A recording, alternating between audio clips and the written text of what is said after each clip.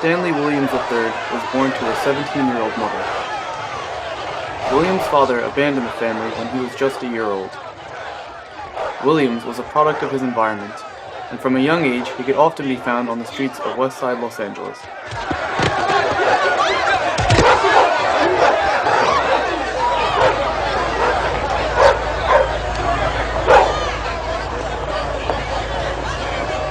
Cops and K-9 division and all that, they really wasn't doing anything in our community to make things better. From that moment on, I knew I was on my own. According to Williams, as a child he would watch adults get drunk, abuse drugs, gamble, and engage in dogfighting.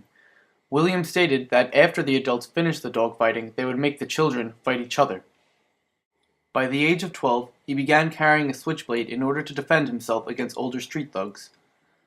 By the time he was in his early teens, Williams had gained a reputation as a ruthless street fighter.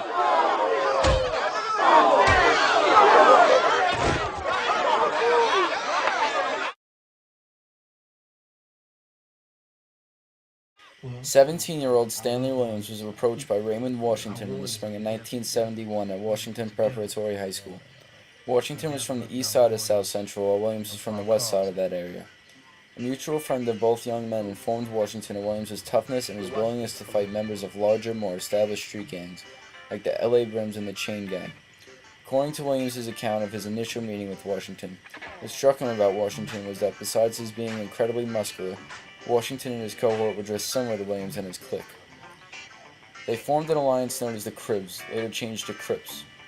Because Williams had befriended so many clique leaders and street toughs on the west side, these leaders in turn rallied their members at Williams' behest and formed what would become the West Side Crips. The purpose for creating the gang initially was to eliminate all street gangs and create a bull force neighborhood watch.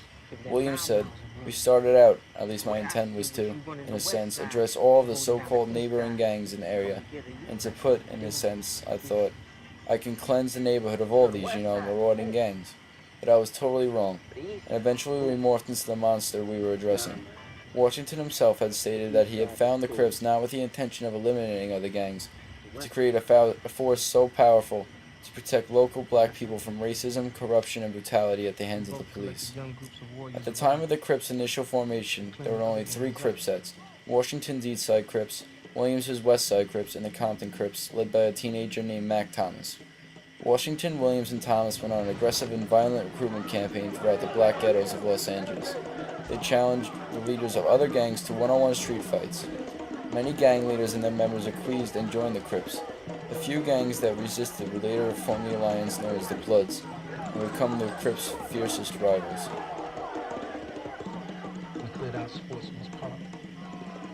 Transcripts show that Coward and Sims followed Williams and Darrell to the 7-Eleven market located in Whittier, California. The store clerk, 26-year-old Albert Lewis Owens, was sweeping the store at 7:42 p.m. in the parking lot. When Darrell and Sims entered the 7-Eleven, Owens put the broom and dustpan he was using on the hood of his car and followed them into the store.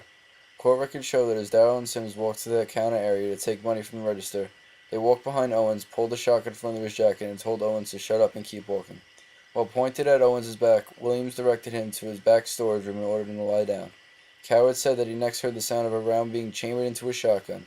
He then heard a shot and glass breaking, followed by 2 more shots. Records show that it killed Owens.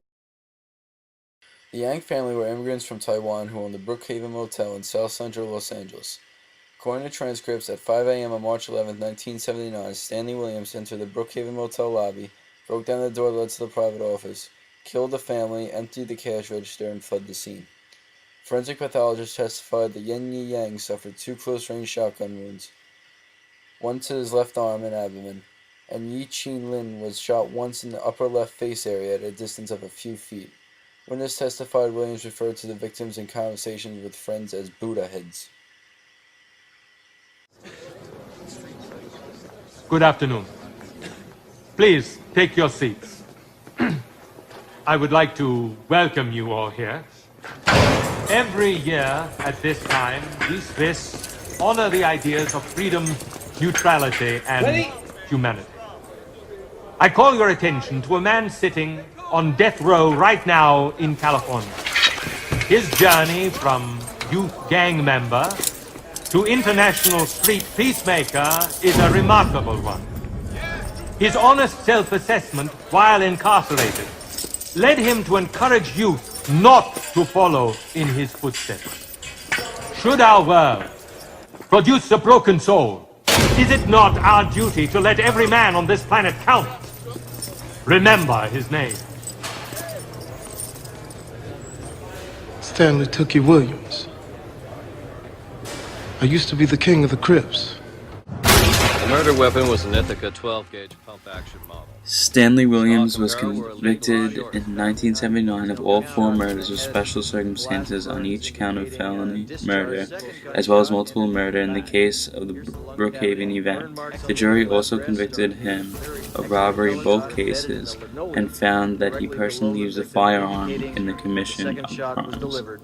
The jury recommended the death penalty, and the judge accepted the recommendation and sentenced him to death.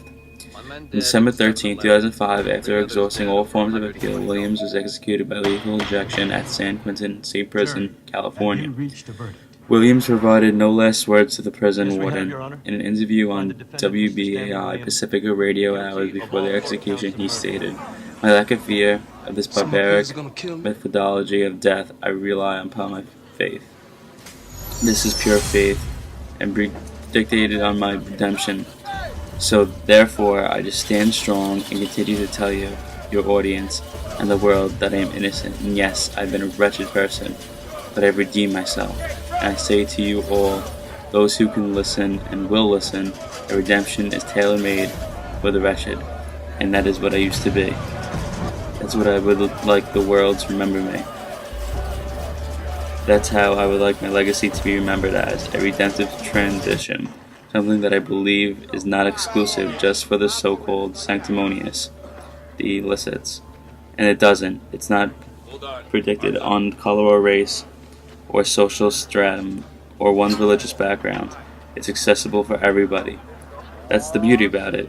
And whether others choose to believe that I have redeemed myself or not, I worry not, because I know that God knows, and you can believe that all of the youths that I continue to help, they know too. So with that, I am grateful. I say to you and everyone else, God bless. Got a problem with that? Back down, bro. Don't back down. No.